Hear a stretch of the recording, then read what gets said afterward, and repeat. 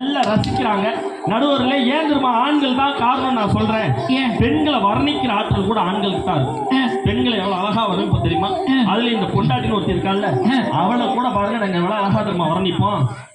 எல்லாம் நான் கேட்கிறேன், பெண்களுக்கு ஏதாவது சாமர்த்தியம் இருக்கா நான் கேட்கிறேன். கட்டுன புருஷனுக்கு ஃபர்ஸ்ட் வாய்ப்பு விஷயா சமைச்சு போடுதுங்களா அதுங்க. அன்னைக்கு பட்டிமன்றம் லேட் ஆச்சுங்க. என் பொண்டாட்டி சொன்னாடியே பட்டிமன்றம் லேட் ஆச்சு, 2 சப்பாத்தி சுட்டுவான்னு கொண்டு வந்து கொடுக்குறா. பிக்க முடியலக்கா. நீங்க சத்தியமா நம்ப மாட்டீங்க, சப்பாத்தில ஒருத்த காலை வச்சுக்கிட்டு கையை வச்சு இருக்கிற பிக்க முடியலையா? வருமா வராதா? என்னடி சப்பாத்தி இப்ப உள்ள வந்தா பிச்சு விட முடிக்கிற சமயக்கிட்ட வந்து சொல்றேன், நான் சுட்ட சப்பாத்தியே பிக்க முடியல, என்ன பிக்கிறாராம் பயா வேலையை பார்த்துட்டு. அன்னைக்கு பசிக்குதேன்னு சொல்லி தோசையை ஊற்றி கொண்டு ஆடின்னு கொண்டு வந்து கொடுக்குறா. பிக்க முடியல. 7 ஜென்மத்துக்கும் 7 ஜென்மத்துக்கு இப்ப இருக்கிற பொண்டாட்டியே எனக்கு மனைவியா வரணும்னு நினைக்கிற ஆண்கள்லாம் கை தூக்குங்க பார்ப்போம்.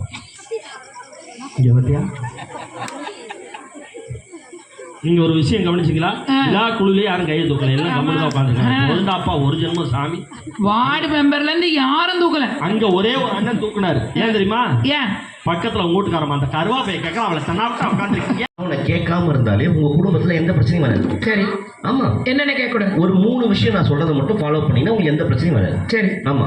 முதல் விஷயம், ஒரு ஃபங்க்ஷனுக்கு கிளம்புறீங்க, நல்லது கிடத்து கிளம்புறீங்க, அழகா ட்ரெஸ் பண்ணிருப்பீங்க, உண்மையிலேயே அழகா இருப்பீங்க. வந்து உங்க வீட்டுக்கார்ட்ட ஏங்க இந்த புடவை நல்லா இருக்கா, இந்த நெக்லஸ் நல்லா இருக்கா, இந்த திமிக்கி நல்லா இருக்கான்னு கேட்டீங்கன்னா தப்பு இல்லை. சரி, கேட்கலாம். வந்து நின்றுட்டு ஏங்க இதுல ஏதோ வித்தியாசமா இருக்கா சொல்லுங்க. அவனுக்கு நீ மொட்டை அடிச்சுட்டு வந்தாலே தெரியாது. இதுல நீ போட்டுறது கம்மலும் தப்பும் மூக்குத்தியும் அவனுக்கு தெரிய போகுது.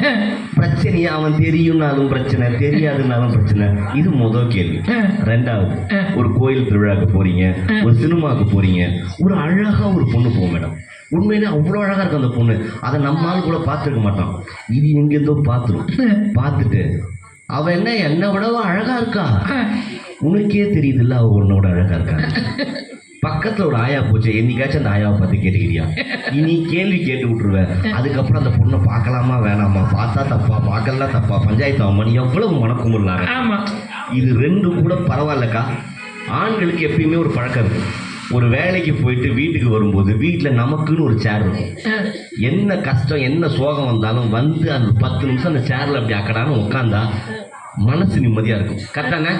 எங்க வெளியே போனா வீட்டில் வந்தா நமக்குன்னு இடத்த போய் உட்காருவோமா? ஒரு 10 நிமிஷம் அமைதியா உட்காந்தா போதும், வேற எதுவுமே வேணும். வேலைக்கு போயிட்டு உழைச்சி களைச்சி வந்து 10 நிமிஷம் உட்காருவோம். அப்பதான் நம்ம வீட்டு மகராசி ஏன் மூஞ்சி வாட்டமா இருக்கு? ஒன்றும் இல்லைம்மா, டயர்டா இருக்கு. சொல்லுங்க என்ன பிரச்சனை சொல்லுங்க. மா ஒரு பிரச்சனை இல்லைம்மா, சொல்லுங்க என்ன பிரச்சனை சொல்லுங்க. என்ன பண்ணிட்டு வந்தீங்க, ஏன் இப்படி இருக்கீங்க, மூஞ்சி ஏன் தூக்கி வச்சிருக்க? ஒரு பிரச்சனை இல்லை, ஏன் மூஞ்சி தூக்கி வச்சிருக்க, என்ன பிரச்சனை சொல்லு. பிரச்சனையே நீ தான். 10 நிமிஷம் விட்டா அவன் ஏஞ்சி வெளியே போயிட போறான். ஆனா ஆண்களுக்கு சொல்றேன், நீங்க வாரத்துல 5 நாள் 6 நாள் வேலை பார்க்குறேன், டயர்டா இருக்குன்னு சொல்லிட்டு ஞாயிற்றுக்கிழமை ரெஸ்ட் எடுக்க போறேன்னு வீட்டில் உட்காந்து ரெஸ்ட்லாம் எடுக்காதீங்க. ஞாயிற்றுக்கிழமையானா மனைவி குழந்தைகளை கூட்டிகிட்டு ஒரு ஹோட்டலுக்கு சினிமாவுக்கு வெளியே போயிட்டு வாங்க. அவங்களே கூட்டு போயிட்டு வாங்க. Very good very good. நான் வெரி குட்டுக்காக சொல்ல, ஞாயிற்றுக்கிழமை ஒரு நாள் நம்ம நிம்மதியாக வீட்டில் உட்காரலான்னு உட்காருவோம். அப்போ தான் நம்ம வீட்டு மகராட்சி நீ உட்காருமாம்மா நான் அவனுக்கு பிரியாணி பண்ணி தரேன்னுவா.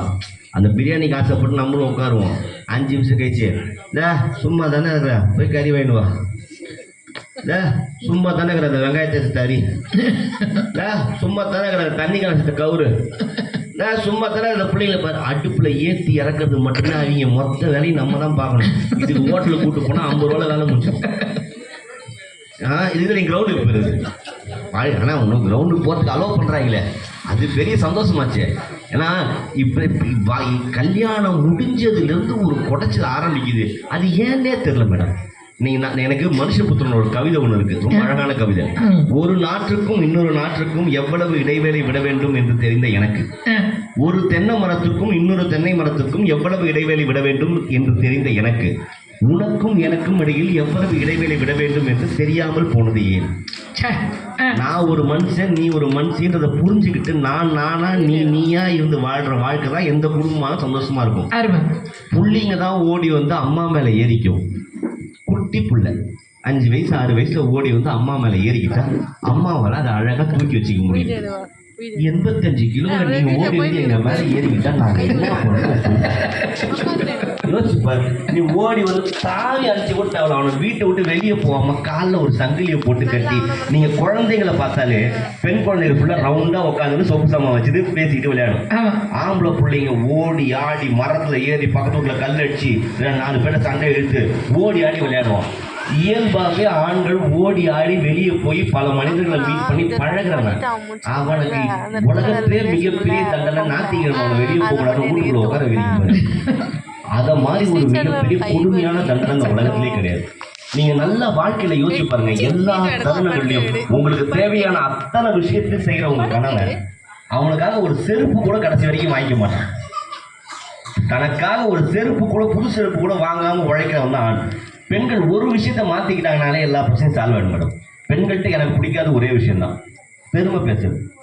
ஒண்ணு வேணா ஒரு நான் சொல்றது உண்மையா இருந்தா கை தட்டுங்க, தட்டுங்க ஆண்கள் பெண்களா சேர்ந்து. ஒரு 250 ரூபாய்க்கு ஒரு செருப்பு வாங்கினா உடனே எடுத்து 10 வீட்டுக்கு போயிடுக்கா செருப்பு எங்க போறேன், இந்த கலர் போறேன், இந்த வார போறேன், எப்படி போறேன், வீட்டுக்கு வாங்கி போறேன். 250 ரூபாய்க்கு செருப்பு வாங்கினா 10 வீட்டுல காமிச்சு வரீங்களே. எங்க ஆம்பளை 1000 ரூபாய்க்கு குடிச்சு வரான், யார்த்தையா சொல்றாங்க. அமைதியா படுக்கிறது அவனா பில்லு போயிட்டு ஒரு வருஷத்துக்கு என்ன சரக்கு போட போறேன், நான் சைடு சரக்கு போறேன், எங்கேயாவது காமிச்சுக்கிறேன்.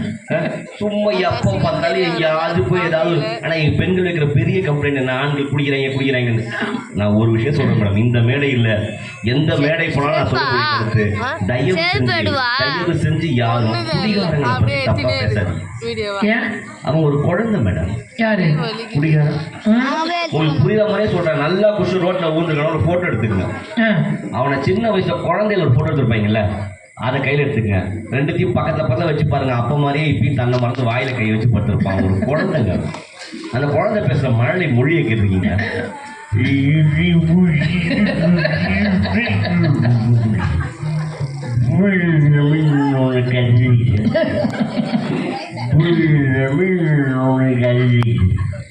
அபிராமி நான் அவனை காதலிக்கிறேன்னு ஒரு குழந்தை சொல்லுங்க. அதுக்காக அவனை சாதாரண நினைச்சாதீங்க. ஒவ்வொரு குடிகாரனும் தொலைநோக்கு பார்வையோட வாழ்றான். தொலைநோக்கு. ஆமா. இப்ப உதாரணத்துக்கு நீங்க ரோடு கிராஸ் பண்ண எப்படி சொன்னீங்க, எப்படி கிராஸ் பண்ணுவேன் அவ்வளவுதான். ஆனா ஒரு குடிகார ரோடு கிராஸ் பண்றது ஒரு தொலைநோக்கு பார்வையே இருக்கும். முதல்ல 2 காலையும் பூமியில பதிப்பான். சரி. ஒரு தாய் தன் குழந்தைய பிடிச்சிருக்க மாதிரி பாட்டில கையில பிடிப்பான். சரி. லெஃப்ட் சைடு ஏதாவது வண்டி வருதான்னு பார்ப்பான், அவனுக்கு அதான் லெஃப்ட். ரைட் சைடு ஏதாவது வண்டி வருதான்னு பார்ப்பான், அதான் அவனுக்கு ரைட்டு. 2 பக்கமும் பார்ப்பான். நீங்களும் அதான் போயிடுவீங்க, அவன் போக மாட்டான். 2 பக்கமும் பார்ப்பான். மேலே ஏதாவது ஏரோப்ளைன் போதா, கீழே ஏதாவது பாம்பு போடுதா, பின்னாடி யாராவது கத்த வராங்களா, இதை ஃபுல்லா பார்த்து வளைஞ்சு நடப்பான். ஏன் தெரியுமா வளைஞ்சு நினைக்கிறான்? தூரத்துல இருந்து யாராவது துப்பாக்கியில சுட்டா குண்டு உள்ள போச்சு. நான் என்ன கேட்கறேன், காலில் வடிகிற அரிசி நைட்டு மீந்து போயிடுச்சு, தண்ணி ஊற்றி வைக்கிறீங்க, அது என்னது?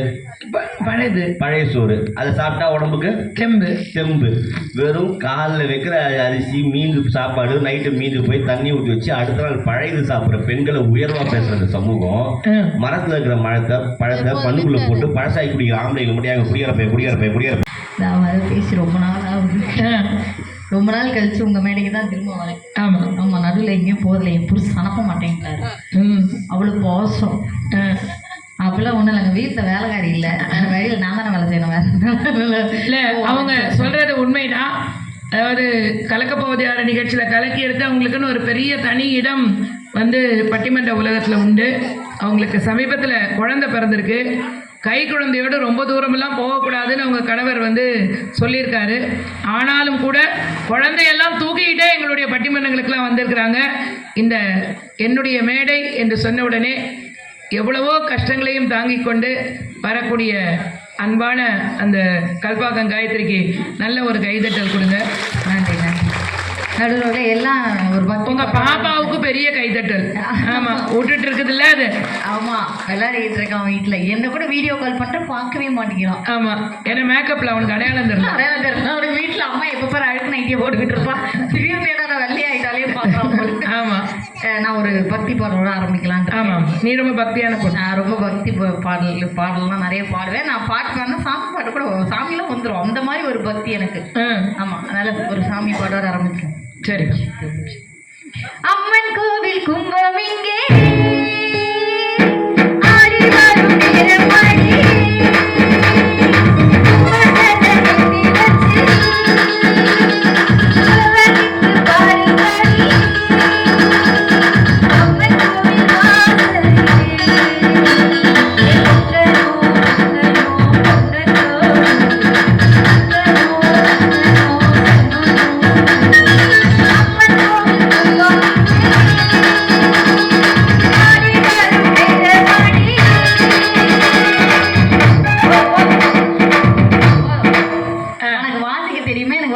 கேட்டியா நீ?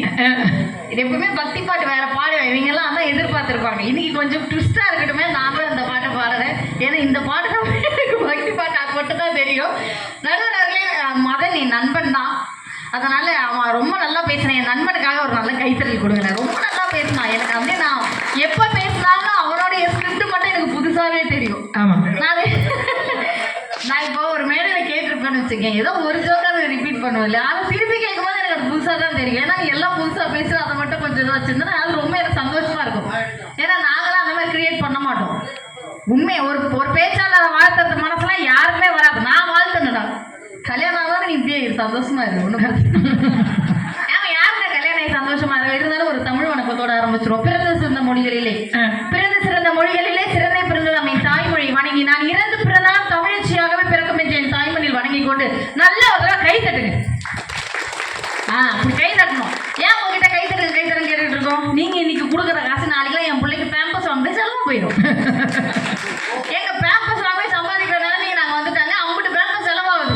எப்படி எல்லாம் குடும்ப கஷ்டத்தை மேடையில சொல்ல வேண்டும். ஆமாங்க, நீங்க கொடுக்குற காசை நாங்க அப்படி செலவு பண்ணிட்டு போயிடுவோம். ஆனா நீங்க இன்னைக்கு கை தட்டினீங்க, நாங்க நாளைக்கு வேற ஒரு கல்பாக்கத்திலயோ இல்ல செங்கல்பட்டுலயோ இல்ல நாங்க சென்னையிலேயே போய் பேசினா கூட, நாங்க திருக்கழுக்குன்றம் போனோம், அங்க செம்மையா கை தட்டினாங்க பாருங்க, அவங்க தாங்க சூப்பர் ஆடியன்ஸ். உங்களை பத்தி அந்த ஊர்ல பெருமையா சொல்லாதான் நல்லா ஒரு கை தட்டுங்க. அப்படி தட்டணும். ஏன்னா நான் தான் கடைசி பேச்சாளர். நான் கடைசியா பேசுறவங்களுக்கு இருக்க கொடுமை எப்படி தெரியுமா? கல்யாண பந்தியில கடைசியா சாப்பிட்றவங்களை பார்த்துருக்கீங்களா? கிழிஞ்ச இலை, லட்டு பூந்தியா போயிருக்கும், அப்புறம் உடஞ்சி போய் கிடக்கும், அதை தான் நமக்கு வாட்டி எடுத்து போடுவாங்க. அந்த மாதிரி கடைசியா பேசுறவங்களுக்கு பாதி பேர் இருப்பாங்க, பாதி பேர் இருக்க மாட்டாங்க. ஆனாலும் இந்த நேரத்திலையும் அழகா ரசிக்கிறீங்க பாருங்க, அதுக்கே உங்களுக்கு ஒரு நல்ல கைத்தட்டல் நாங்க கொடுக்கணும். ஆமா, ஒண்ணுங்க சபா. நான் ஒத்துக்கிறேங்க, அவங்க உழைப்புன்னு பேசினாங்க, சந்தோஷம், ரொம்ப சந்தோஷமா இருந்துச்சு. நீங்க உழைக்கிறீங்கன்னா யாருக்கா உழைக்கிறீங்க? இவன் வேற ஒருத்தங்க கஷ்டாதீங்களாம். இருடா, நாங்கள் பேசி முடிச்ச பிறகு நீ தனியாக போய் பேசி, யார் வந்து உனக்கு ஃபோனை கொடுக்க போகிறேன்? என்ன உன் அம்மா அப்புறம் பேசுங்க, அப்பா ஆகிட்ட நம்ம தானே வீட்டில் டெய்லி இருக்காங்க. இவங்களுக்கு இதே பிரச்சனை. இவங்க இந்த ஆம்பளை பசங்களாம் பாருங்களேன், இந்த அம்மா சென்டிமெண்ட்டை ரொம்ப பேசுவானுங்க. அம்மா வீட்டு வெளியே போட்டுமே, அம்மா ஃபோன் பண்ணால் ஃபோனே எடுக்க மாட்டாங்க. இங்கே தானே இருக்கிற நீ, இப்போ ஃபோன் எடுத்து பேசுவான். உன் கேர்ள் ஃப்ரெண்ட் கூட இருக்கும்போது எடுத்து பேசுவியா? உடனே அந்த பொண்ணு சொல்லியா, மாமா கூட தானே எப்போ பாரு இருக்கேன், இப்போ எதுக்கு போகணுப்பா அப்படின்னு சொல்லும். சேச்சே, இப்போ அப்படிதான் பேசுவேன். கல்யாணம் ஆகட்டும் தெரியும். நடுவர்களே, இருடா வாங்க கூட பட்டிமன்றம் பண்ண பேச வந்தேன் நான். ஏங்க இவனை இப்பயே சமாளிக்க முடியல, நீ எல்லாம் கல்யாணம் பண்ணா எப்படி பண்ணுவோம்? உனக்குலாம் ஆகாது, கவலைப்படாது.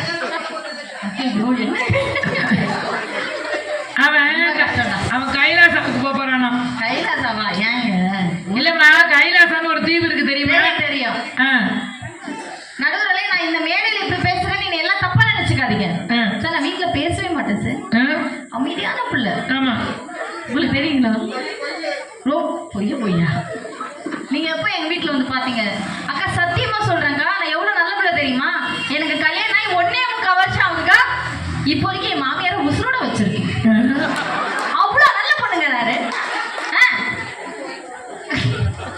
அவ்வளவு நல்ல பிள்ளை. நான் இன்னொரு நல்ல விஷயத்த சொல்றேன். இப்போ வரைக்கும் சத்தியமா நான் சென்னையில இருக்கேன். கல்யாணம் இவ்வளவு நாள் ஆன பிறகும் எனக்கு ஒரு பிள்ளை பிறந்த பிறகு என் புருஷனை கூட்டிட்டு நான் தனி கொடுத்தேன் போலக்க. நல்லா கை தட்டுங்களேன். என்ன பெண்களுடைய பொறுப்பு நீங்க இல்லைன்றீங்க? எங்களோட சாமர்த்தியம் எப்படி தெரியுமா? ஏன் தனி கொடுத்தேன் போல. கல்யாணம் அடுத்த நாள் என் மாமியார் வீட்டுல காலடி எடுத்து வச்ச உடனே மாமனார் மாமியார் தனி கொடுத்து நான் அமைச்சிட்டேன். நான் மட்டும் எனக்கு மாமியார வாசனா அந்த வெடுக்கு நாட்டை இடுப்பறத கட்டி ஒற்றையாக பண்ணி போட்டு போய் சாக்குறத. எங்க மாமியார் இப்படி சொல்லவே மாட்டாங்க. மாமியார் அவ்வளவு நல்லவங்க. எங்க கூட பட்டிமன்றத்துக்கு வந்திருக்காங்க, பாத்துருக்கீங்கல்ல? ஆமா, அவ்வளவு நல்லவங்க. சரி, நான் கேட்கிறேன், அபோனா இருந்தார் இல்லையா, அவர் சொன்னாரு, எங்களை இப்ப பாரு வந்து எனக்கு இப்போ நான் குண்டாயிட்டேன், என்னை கிண்டல் பட்டு போனேன். காய்ச்சி நீ என்ன இப்படி குண்டாயிட்டாரு? ஏங்க குண்டானா என்னப்ப? கல்யாணத்துக்கு அப்புறம் குண்டாகும், இப்ப எல்லாம் பிரச்சனை உங்களால தானே நாங்க குண்டாகிறோம்.